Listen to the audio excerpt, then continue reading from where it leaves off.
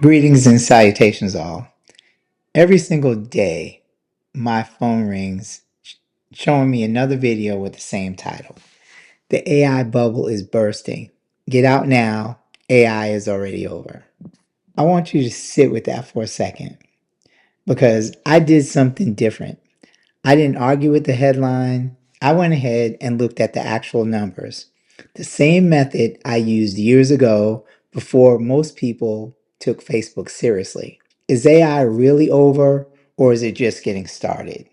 What I found out is going to change how you think about this for the rest of the year. So let's get into it. In 1962, a professor named Everett Rogers published something called the diffusion of innovation. Simply put, it's the bell curve. Every technology, the telephone, the automobile, the internet, and yes, even AI, moves through the exact same 5 stages. Let me show you. Here is Rogers' bell curve graphic. Group 1, the innovators. Just a tiny slice, about 1 out of every 40 people. They jump in first, no proof needed. These are the people that have to have the newest gadget, the newest technology. We all know them. I'm one of them. Next is group 2, the early adopters. A little bit bigger. They see where things are headed before everyone else. Then you have group 3, the early majority. Now, this is the big one. This is about a third of the population. So they're very practical people and they wait until something's actually proven it works and then they jump in fast all at once. And then you have group 4, the late majority, another third of the population. They join once it's already normal and once everybody else is doing it. And last but not least, you have group 5. These are the laggards, the last ones in, and sometimes they only switch because they have no choice. These are the people that still have flip phones, believe it or not. And here's the number one thing I want you to remember. About halfway through that curve is when something becomes what I call unstoppable, the snowball. Once half of the people are on board, then there's no turning back. So where is AI on the curve right now? To answer that fairly, I looked at the last technology this big, the internet, and compared it to AI side by side. Now, when you're looking at this chart, everybody remembers the internet like it exploded overnight. It did not even close.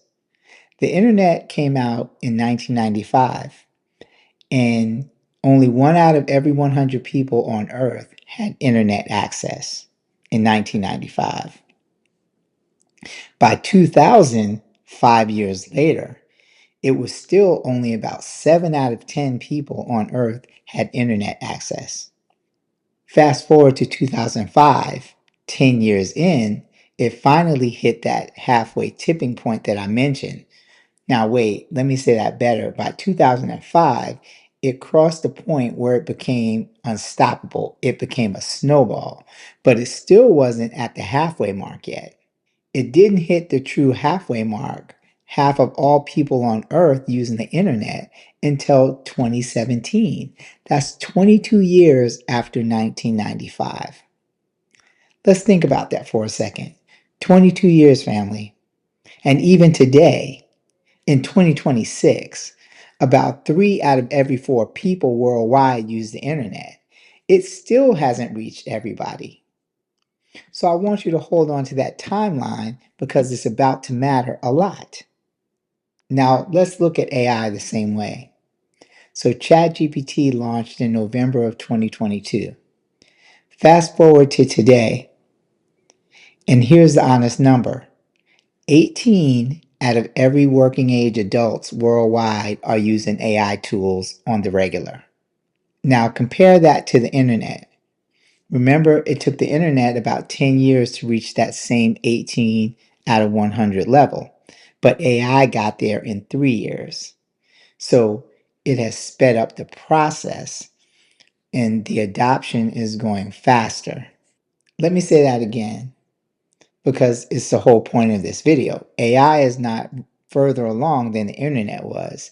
It's running the exact same race, just about 3 times faster.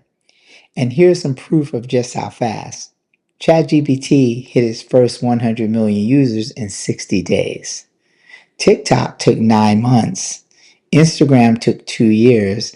And by the middle of 2026, ChatGPT now has 1 billion people using it every month.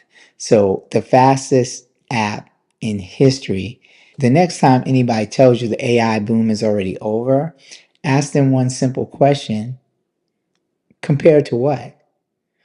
Because by the numbers, we're still in that big practical wait and see group I told you about earlier, the early majority. We have not hit the halfway unstoppable mark yet, not even close. So here's what 2 decades of doing this has taught me. The big life changing money has never been made by buying in at the very first innovator stage, unless you really, really know what's going on. Now, because most people can't handle that kind of risk, and really they don't want to wait. Like Warren Buffett said, nobody wants to get rich slow. They want to get rich fast.